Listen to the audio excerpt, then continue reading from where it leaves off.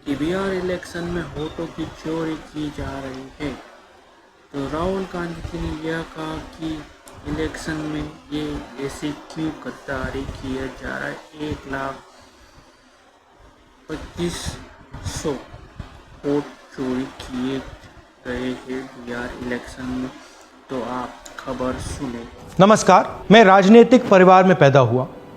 जब मैं छोटा सा था 1980 में प्रियंका और मैं घर में लेई बनाते थे, रात को निकलकर पोस्टर चिपकाते थे। चुनाव समझता हूं। 20 साल से मैं स्वयं चुनाव लड़ रहा हूं। पोलिंग कैसे होती है, पोलिंग बूथ कैसे मैनेज किया जाता है, वोटर लिस्ट, फॉर्म 17, ये सब मैं गहराई से समझता हूं। कुछ समय पहले हमें दाल में काला लगा। चुनाव के नतीजे आते थे, मूड एक तरीके का होता था, रिजल्ट दूसरे तरीके का। मुझे याद है उत्तराखंड में हम चुनाव हारे। बाद में मैंने कैंडिडेट से पूछा कि जहां रोड शो हुआ था वहां जाके देखिए हमें कितने वोट मिले। हजारों लोग आए थे, पोलिंग बूथ में किसी ने वोट नहीं किया। यह असंभव था, यह हो ही नहीं सकता। उसके बाद छत्तीसगढ़ और मध्य प्रदेश के रिजल्ट, हमें लगा कुछ ना कुछ गलत हो रहा है। 2018 में मध्य प्रदेश में चुनाव होता है, हम जीतते हैं। हमारी सरकार चोरी हुई थी। 2023 में चुनाव होता है, मैंने अपने आंखों से भारत जोड़ो यात्रा में देखा, भयंकर एंटी इनकम्बेंसी, और हमें 65 सीट मिलते हैं। इम्पॉसिबल, हो ही नहीं सकता। और फिर महाराष्ट्र में पहली बार हमें सबूत मिला। विधानसभा और लोकसभा के बीच में जादू से नए वोटर आते हैं, और जहां भी इन नए वोटर्स ने वोट किया वहां वोट बीजेपी को गया। महाराष्ट्र चुनाव के बाद जब हमें डाउट हुआ, हमारे गठबंधन के सारे नेताओं ने प्रेस कॉन्फ्रेंस किए और हमने इलेक्शन कमीशन से कहा कि आप हमें वोटर लिस्ट दीजिए, वीडियो रिकॉर्डिंग दीजिए। इलेक्शन कमीशन ने मना किया। ना उन्होंने हमें वोटर लिस्ट दी और ना उन्होंने वीडियो रिकॉर्डिंग दी। डाउट हुआ, क्यों नहीं दे रहे, क्या कारण है? तो हमारे दिमाग में सवाल उठा, क्या इलेक्शन कमीशन बीजेपी की मदद कर रहा है? क्या इलेक्शन कमीशन ही इलेक्शन को चोरी करवा रहा है? इसके बाद हमने एक टीम सेटअप की और हमने उन्हें कहा कि आप जाइए, एक कंस्टिट्यूएंसी में जाके ढूंढिए, सच्चाई ढूंढिए, किस प्रकार से चीटिंग की जा रही है, किस प्रकार से यह काम किया जा रहा है और कौन कौन इस काम को कर रहे हैं। सबसे महत्वपूर्ण बात यह है कि इलेक्शन कमीशन डिजिटल डेटा नहीं देता है, फिजिकल डेटा देता है। मतलब लाखों कागज में वोटर लिस्ट दे देगा, मगर डिजिटल वोटर लिस्ट किसी को कभी नहीं देता है। क्यों नहीं देता? कारण क्या है? कारण है कि अगर डिजिटल डेटा मिल जाए तो इलेक्शन कमीशन की सच्चाई पूरे देश को पता लग जाएगी। हमने टीम को बताया, मैंडेट दी कि आप जाके चेक कीजिए, आप 5-7 सीटों पे पता लगाइए कि चीटिंग हुई, और अगर हुई तो कैसे हुई। टीम ने हमें एक दिन बताया कि 5-7 सीटों पे काम किया ही नहीं जा सकता। क्यों? मैंने उनसे पूछा क्यों नहीं किया जा सकता। उन्होंने मुझे ये कागज दिखाए। ये जो कागज हैं, ये एक लोकसभा के कागज नहीं है, ये एक विधानसभा के कागज है, और इन कागजों को हमने मैन्युअली सॉर्ट करना पड़ा। और पूरा का पूरा काम जो हुआ है, इसमें 6 महीने लगे हैं, और एक असेंबली सीट में हम ये काम कर पाए हैं। क्यों? क्योंकि डिजिटल डेटा नहीं दिया जाता। अगर इलेक्शन कमीशन ने हमें डिजिटल डेटा दिया होता तो हम ये कार्रवाई पूरे देश में, हर लोकसभा में, हर विधानसभा में 15 मिनट में करके दिखा देते। हमारे पास अनलिमिटेड रिसोर्सेज नहीं है, इसलिए हमने ये रिसर्च सिर्फ एक लोकसभा में, एक विधानसभा सीट में की। मगर मुझ में अब पूरा भरोसा है कि ऐसी 100 से ज्यादा सीटें हैं हिंदुस्तान में। जो यहां हुआ है उन सीटों में भी हुआ है। और याद रखिए, अगर बीजेपी को 10-15 सीटें कम आती तो आज नरेंद्र मोदी प्रधानमंत्री नहीं होते, इंडिया गठबंधन की सरकार होती। जांच ने 5 तरीके की चोरी पकड़ी है। डुप्लीकेट वोटर, जिसका मतलब एक वोटर के नाम वोटर लिस्ट में अनेक जगह आ रहे हैं। फेक एड्रेस, मतलब एड्रेस है ही नहीं, या फिर house number 0। Bulk voter in single address, मतलब एक छोटे से घर में 40, 50, 60 लोग रह रहे हैं। इनवैलिड फोटोज, छोटी सी फोटो है या फिर फोटो ही नहीं है, और वो जो छोटी फोटो है वो दिखती भी नहीं है। कौन है, किसका चेहरा है, नहीं पता लग सकता। Misuse of form 6। Form 6 first time voters के लिए होती है, मतलब जिनकी एज 18-20 साल की हो, मगर वोटर लिस्ट में 90 साल के लोग फॉर्म 6 का प्रयोग कर रहे हैं। चुनाव में 6,50,000 वोटर थे, उसमें से 1 लाख चोरी के थे।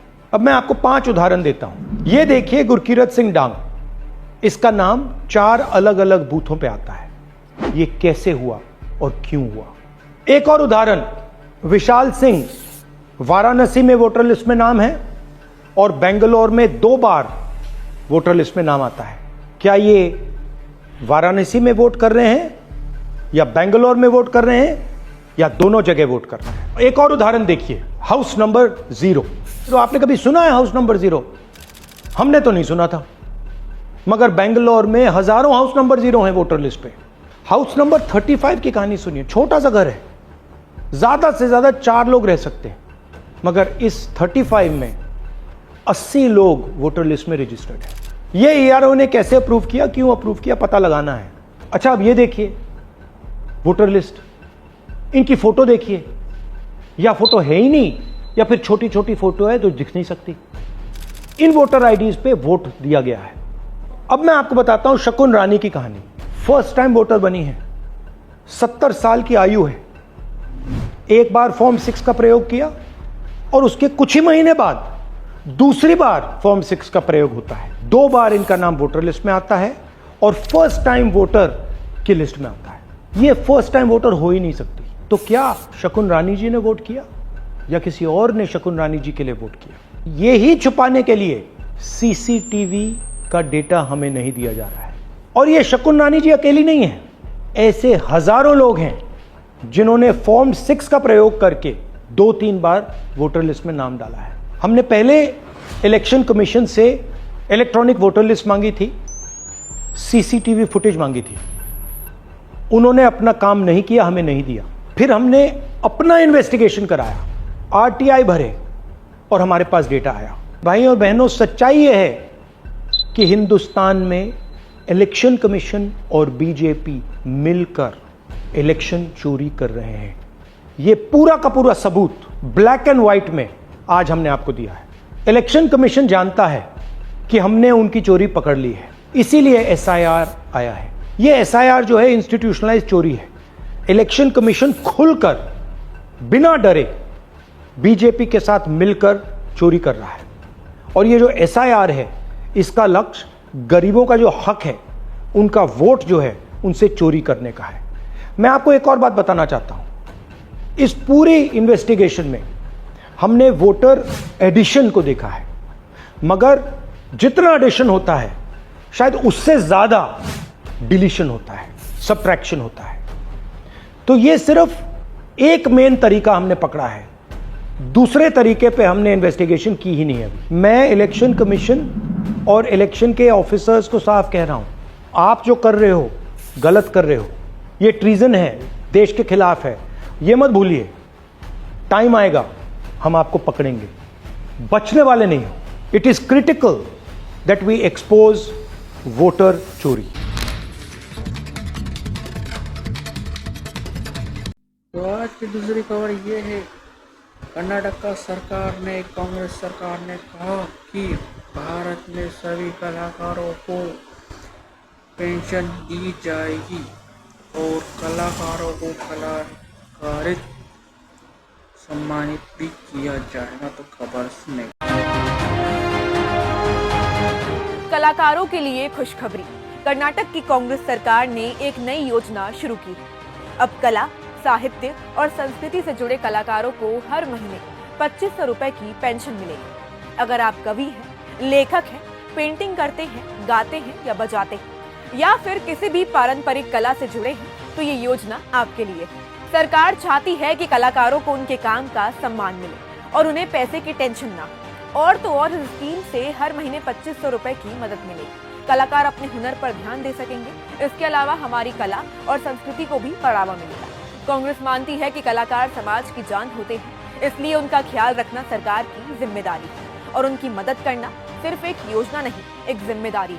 कांग्रेस वही करती है जो जनता के हक में हो, क्योंकि कांग्रेस है आपके अपने लोगों की। तो तीसरी खबर आ रही है, सीधे ही राहुल गांधी जी ने कोर्ट चीज खाई। ये वोटों, जितने भी इलेक्शन में वोट चोरी किए गए हैं, उनको उनकी पूरी डिटेल्स हमारे पास। और राहुल गांधी जी ने भी बहुत ही बड़ा राज खोला। देख सकते हो इन तस्वीरों में किस तरीके से वोट चोरी किए गए। उसी दौरान राहुल गांधी जी ने क्या कहा, आप खबर सुने। Gurkirat Singh Dang, the same address, the same person, 4 different polling booths. No address, house number 0, house number 0, house number 0. DFOIGOIDF, father's name. पूरा सिस्टम उड़ा दिया है, चोरी हो रही है। Leader of opposition Rahul Gandhi ji just dropped the biggest political bombshell of 2024. He exposed the largest vote theft this country has ever seen. With proof, with documents, with numbers. Step by step, he showed how your vote was stolen, and behind it all, the BJP with the Election Commission right beside them. Here's how they pulled it off. 5 tricks to rig an election. Number 1, they created duplicate voters. One person appears on 4 different booths. Same name, same photograph, same fraud. Copy pasted across the voter list. Number 2, they used fake and invalid addresses. Thousands of voters listed with addresses like 0, hashtag, or just blank spaces. Addresses that lead nowhere but still count. Number 3, they packed dozens of voters into a single flat. Imagine 80 voters registered from one BHK room. That's not democracy, that's data laundering. Number 4, they uploaded invalid photographs. Photos that are blurred or missing, perfect for ghost voters to slip through unchecked. Number 5, they misused Form 6. It was meant for first-time voters, but they used it to plant the same people in multiple booths, like 70-year-old Shakun Rani, who moved to a second voting location. Today, Rahul Gandhi ji didn't just expose the methods, he backed it with official Election Commission data, revealing how 1,250,000 votes were manipulated in a single assembly segment. Mahadevapura, Karnataka. But it doesn't stop at Karnataka. Rahul Gandhi ji revealed that similar voter roll manipulation is suspected in Mumbai, Haryana, and across the country. What Rahul Gandhi ji exposed today is the biggest election scam in India's history, engineered by the BJP and the Election Commission. And here's the chilling part. BJP won 25 Lok Sabha seats with margins less than 33,000 votes. Now ask yourself, what if even a fraction of this fraud was repeated in those seats? What if this is how Modi stayed in power? Today, Rahul Gandhi ji didn't just expose a scam. He exposed the system rigging the world's largest democracy from within.